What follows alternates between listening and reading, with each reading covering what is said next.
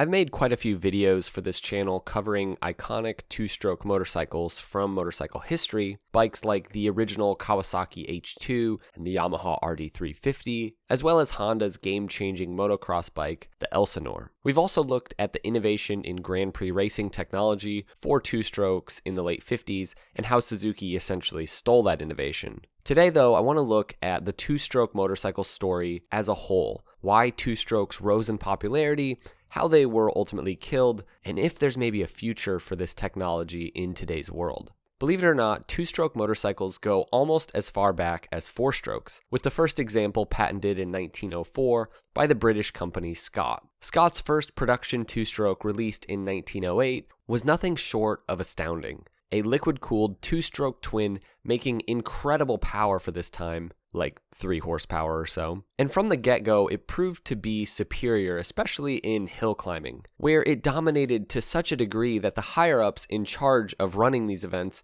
began basically adding handicaps to Scott's motorcycles to really keep it competitive for four-strokes. And this really marks the beginning of what would define the poor two-strokes' fate. More on that later. Specially built race Scotts would dominate the Isle of Man prior to World War I, and though they would continue to build a name for themselves after the war and perform well in racing, it was really these pre-war race bikes that would define early two-stroke development because they were just so far ahead of the competition right before the war. But over time, even Scott's ridiculous liquid-cooled two-strokes would really prove to be no match in terms of competition to the four-strokes, which took all the investment and energy from companies. But due to the inherent design of two-stroke engines at this time, performance was limited. But that didn't stop the two-stroke engine from becoming the ideal platform for small, utilitarian two-wheeled machines. Think bikes like the BSA Bantam, and then later,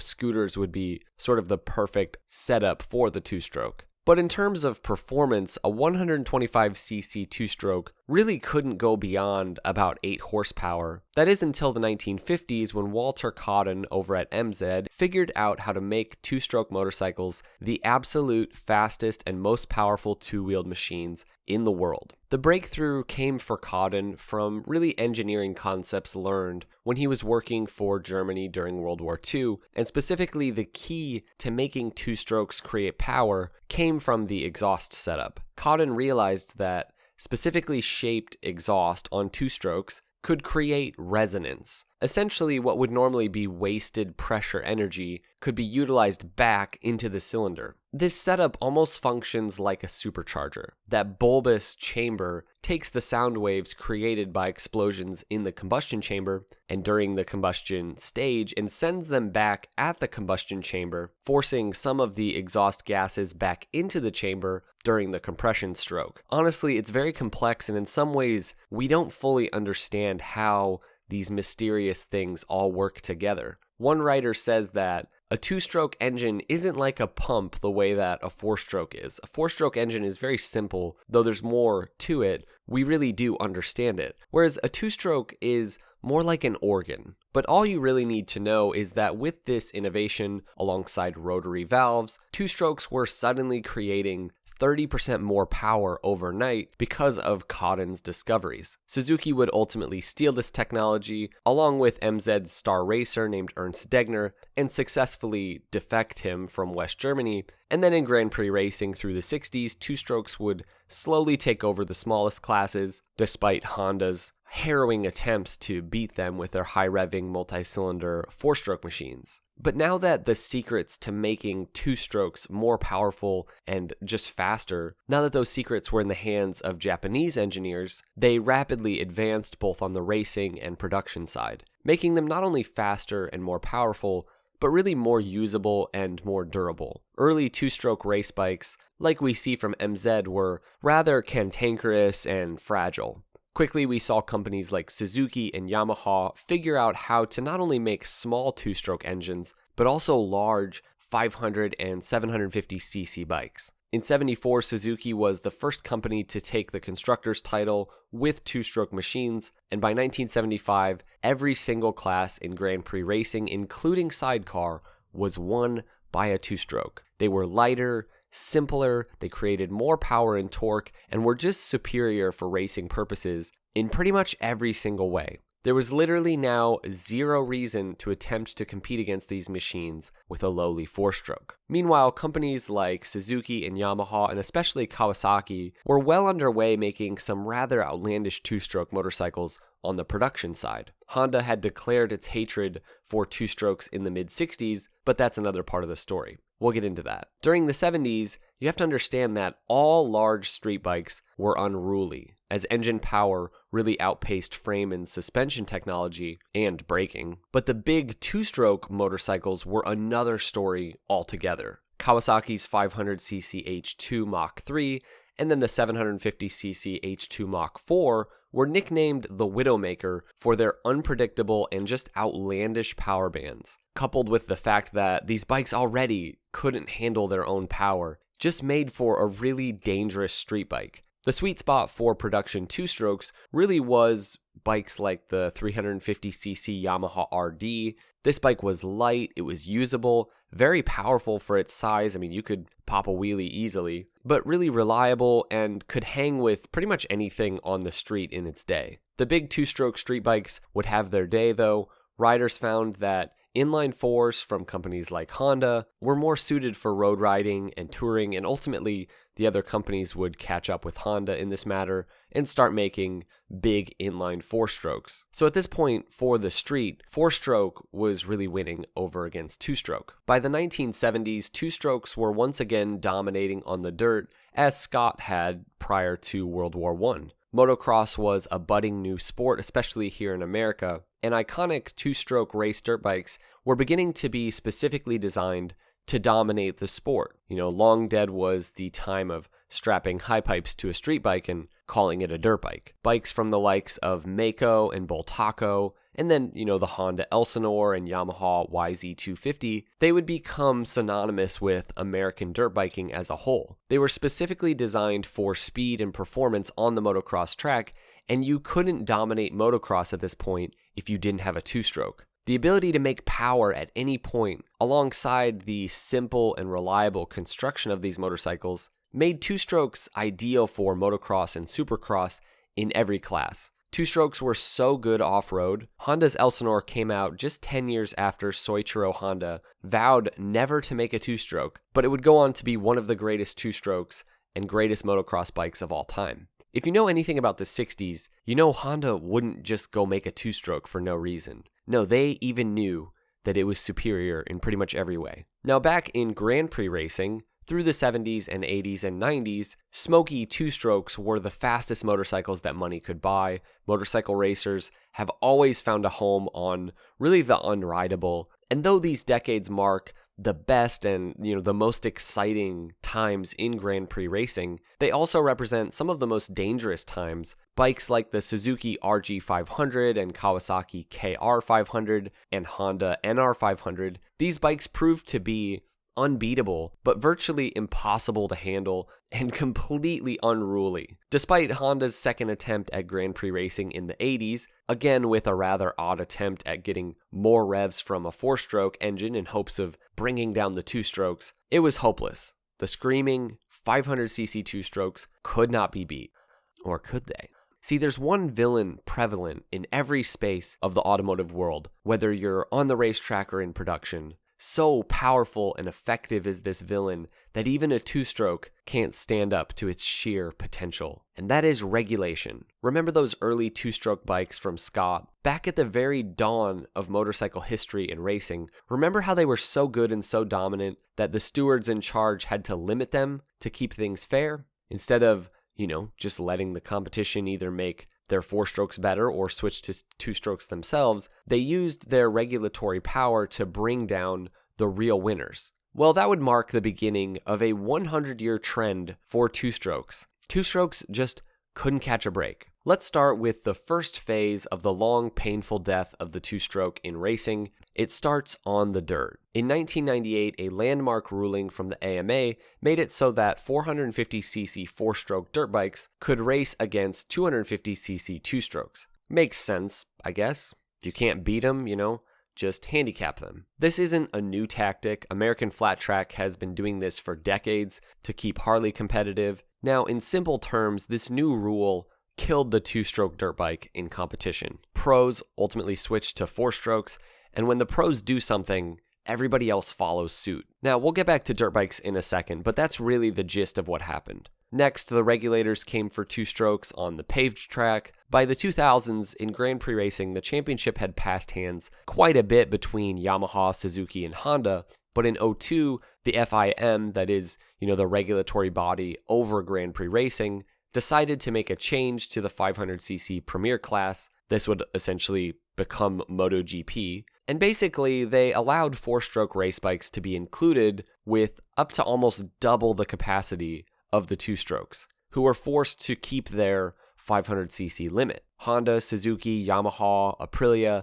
they all tried out these four-strokes in their factory teams, while all the satellite teams got to keep the 500cc two-strokes. And many of you know the story. Valentino Rossi utterly dominated the class on his 990cc RC211 V4 four-stroke. And that was it. The two-stroke Grand Prix era was essentially gone overnight, never to return. And this was a sad day for people who were fans of Grand Prix motorcycle racing, because these bikes were fun, they were exciting, sure they were smaller, I guess, but in my own experience watching MotoGP and also watching the smaller classes, the bigger the bike doesn't necessarily make for more enjoyable, racing to watch. I would actually much rather watch Moto3 and even Moto2 than MotoGP most of the time, because there's more passes, and for some reason the smaller bikes they're just more exciting a lot of times. Even faster than two-strokes had burst onto the racing scene, they were now gone.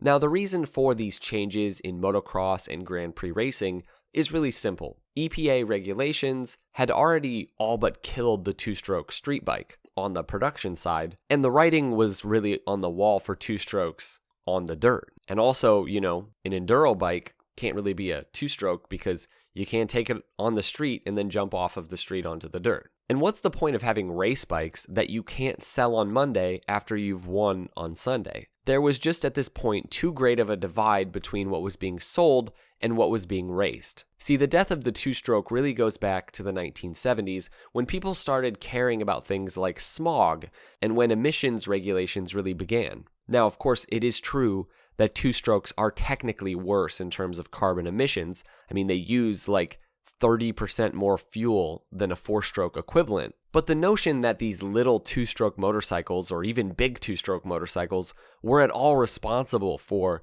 that thick layer of toxic fog that was now forming around places like Los Angeles in the 70s and 80s, well, that's of course ludicrous. It's not the two-strokes' fault. But, two-strokes were an easy target. I mean, you can literally see the emissions coming out of the tailpipe, or at least that's what people think. In reality, if we all rode around on two-stroke Vespas that get 75 miles per gallon, we would be doing the environment more good than driving around in these massive SUVs or even, a 10,000-pound electric Hummer. But, that's another discussion altogether. Strict EPA regulations through the 70s and 80s on both motorcycles and cars would create a shift for these companies. It's true that at this point, it was just simpler for motorcycle manufacturers to tune a four-stroke engine for efficiency versus having to do all the innovation to make two-strokes work and for them to pass all the regulations. So all of the major manufacturers focused on four-stroke technology. Still, through this era of EPA regulations, two-strokes dominated the racetrack, despite the manufacturers having to put most of their efforts on the production side into four-strokes, and the production side and the design usually does influence the racing side. Still, they could not even come close to making a four-stroke that would have competed with two-strokes at this point, both in Grand Prix racing and dirt racing. So like with Scott in the early 1900s, they just decided to rule out the competition instead of letting the rest of the world catch up. But for fans of two-stroke motorcycles, there is a glimmer of hope in all this, and it comes from a little-known company called KTM. While virtually every manufacturer has abandoned two-strokes altogether, or they may make a few tiny little two-strokes, KTM has consistently designed and updated two-stroke dirt bikes of every kind and at every level. So if you grew up riding two-strokes and you want your kids to experience something like your childhood, you can get them on a KTM and they can rise through the ranks without needing to make the switch to four-strokes. As of last year, over half of all KTM motorcycles sold were two-strokes, And I think this really shows that there is still a demand for these motorcycles. People want two-strokes, and honestly, I think they want two-strokes that aren't just dirt bikes or mopeds at this point. Innovation is really what's needed, and KTM has done this. In 2018, they created something called transfer port fuel injection. Now, this is pretty complicated stuff, but basically, it's really never been possible to have a fuel-injected two-stroke. And carburation is, a big part of the problem with EPA regulations. It's very difficult to get a carbureted bike to pass EPA, and of course, a two-stroke carbureted bike, well, it's basically impossible. But in the pursuit of making race-ready two-stroke dirt bikes, TPI attempts to fix the problem of excess emission in two-stroke engines. TPI is essentially fuel injection, though not direct fuel injection. Again, that just doesn't work on two-strokes. This system basically injects oil into the throttle body to lubricate things like the crankshaft and the barrel and ultimately the cylinder rings and bore, while fuel is injected in the transfer ports rather than the traditional inlet port or head. Thanks to KTM paving the way for this setup for fuel injection in two-stroke engines, companies like Langen, a British manufacturer, have created a complete ECU-mapped, fuel-injected V-twin two-stroke motorcycle that is 250 cc's, and it brilliantly passes modern emission regulations while making an absolutely ludicrous 76 horsepower. Now, of course, it's made in limited runs and costs more than like $40,000, but tell me that, KTM or Honda or whoever couldn't make an equivalent two-stroke street bike. I mean, imagine a 500cc two-stroke that passes all the EPA stuff that makes, like 110 horsepower. Heck, maybe Yamaha could give their RD350 a new life. I mean, they could even make it a retro bike. Maybe this is the future. Who knows? When you look at something like the Langen 250 and also KTM's two-stroke dirt bikes and recent innovations, one can't help but imagine where we could be today in terms of two-stroke technology, if not for both EPA and racing regulatory bodies limiting the potential of these engines. Maybe two-strokes could be better for the environment than four-strokes. And what would a 1000cc V4 two-stroke Grand Prix bike do in the hands of someone like Marc Marquez besides high-side him even further into the gravel? Now, on some level, I understand the emissions regulations. On some level. I also hate a lot of that, and I'm sure most of you feel that way too, especially for motorcycles. Come on. The carbon footprint of motorcycles is just so minuscule compared to everything else, especially these 5-liter SUVs and trucks that everybody drives around. Come on, leave us motorcycle people alone. We're not hurting anything. But what I really don't understand is limiting and restricting and even eliminating specific technologies that are clearly superior for what they're doing. This isn't good for racing, in my opinion. Bring back two-stroke race bikes, especially in MotoGP. I mean, we could even have our own class, like a 750cc two-stroke class, and see how long it takes before that class is posting better times than the 1000cc four-strokes. Maybe I'm wrong about this, and it probably will never happen, but I think it would be cool. Okay, thanks for watching, guys. Hopefully you enjoyed this, and I really enjoyed learning more about two-strokes and learning about the two-stroke history. If you guys enjoy my videos, make sure to subscribe and check out some of my playlists and some of my other videos, as I've made a whole bunch of motorcycle videos just like this one. So we'll see you guys in the next one. Ride safe.